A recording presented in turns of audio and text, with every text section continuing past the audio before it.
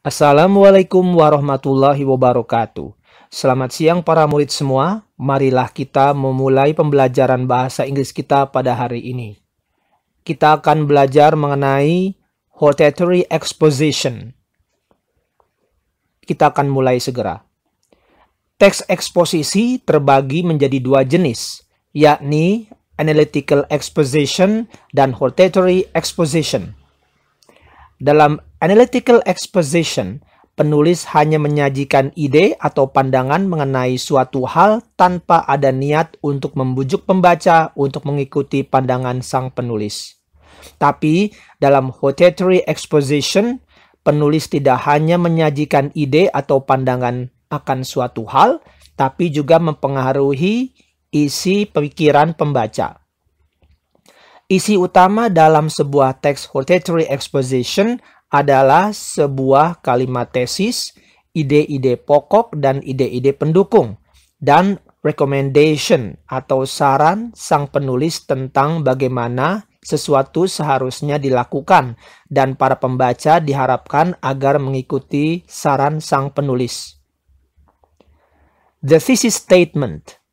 Kalimat tesis adalah kalimat yang memperkenalkan dan merangkum isi keseluruhan karangan.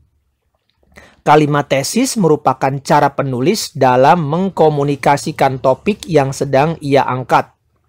Kalimat tesis dapat dikatakan sebagai otak dari suatu karangan. Cara menulis sebuah kalimat tesis. Sebuah kalimat tesis haruslah mengikuti aturan-aturan berikut ini. 1. Kalimat tesis harus merupakan sebuah kalimat yang komplit, ada subjek dan ada kata kerjanya, juga ada objeknya. Kalimat tesis harus bersifat unified, restricted, dan specific. Kita akan bahas mengenai unified. Apa itu unified? Unified artinya disatukan. Kalimat tesis tidak boleh dalam bentuk kalimat majemuk, yaitu kalimat dengan kata and, but, so, yet, atau for, dan lain-lain. Contoh, ini adalah yang tidak bagus ya, yang not unified. Several factors may cause a student to be lazy, and this condition is extremely bad to his study. Yang bagusnya, yang unified-nya harusnya seperti ini. Several factors may cause a student to be lazy, a condition which is extremely bad to his study. Kita akan menuju kepada pembahasan mengenai restricted. Restricted artinya ide sentral atau controlling ideas dalam kalimat tesis atau thesis statement harus dibatasi dari suatu topik umum ke suatu aspek topik yang bisa diuraikan. Contoh, ini yang merupakan contoh yang tidak bagus karena masih general, masih umum.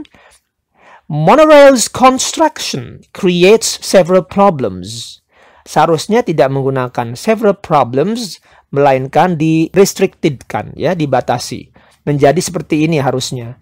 Monorail's construction creates problems, namely the narrowing of streets, traffic jams, and noise pollution. Sekarang kita bahas mengenai specific atau diperinci. Ini syarat terakhir. Bahasa yang dipakai dalam kalimat tesis jangan sampai tidak jelas dan tidak tepat, tapi harus diperinci. Berikut adalah contoh dari kalimat tesis yang masih vague atau tidak jelas. Formaldehyde is dangerous for man. Ya, kata dangerous ini masih kurang spesifik, harus diperinci. Yang spesifiknya bagusnya seperti ini. Formaldehyde damages the heart, the brain, and the liver. Berikutnya kita akan bahas mengenai parts of the thesis statement, topic and controlling ideas in examples. Berikut adalah bagian-bagian dari kalimat tesis. Di sini ada dua kalimat. Kalimat yang pertama, Jakarta isn't a good place to live in due to its insecurity and high cost of living.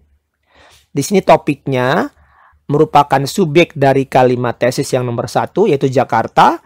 Kemudian controlling ideas-nya ada 2 yang merupakan objek dari kalimat tesis ini yang nomor 1. Yang nomor 2 ada kalimat tesis productivity, creativity, and people's acceptance made Krisha legendary. Di sini topiknya merupakan objek dari kalimat tesis yang nomor 2 yang berada setelah kata kerja made di sini.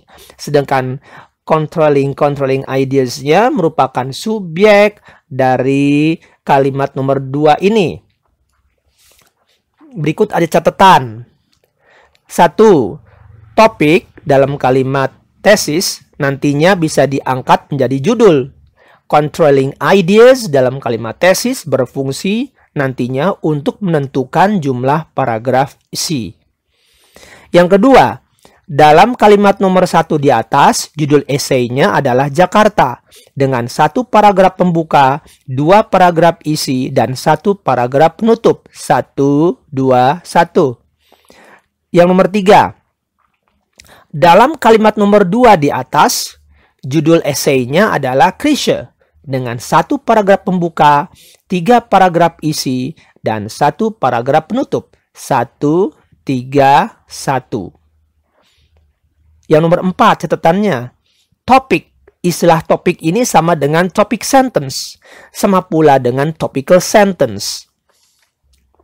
Terima kasih.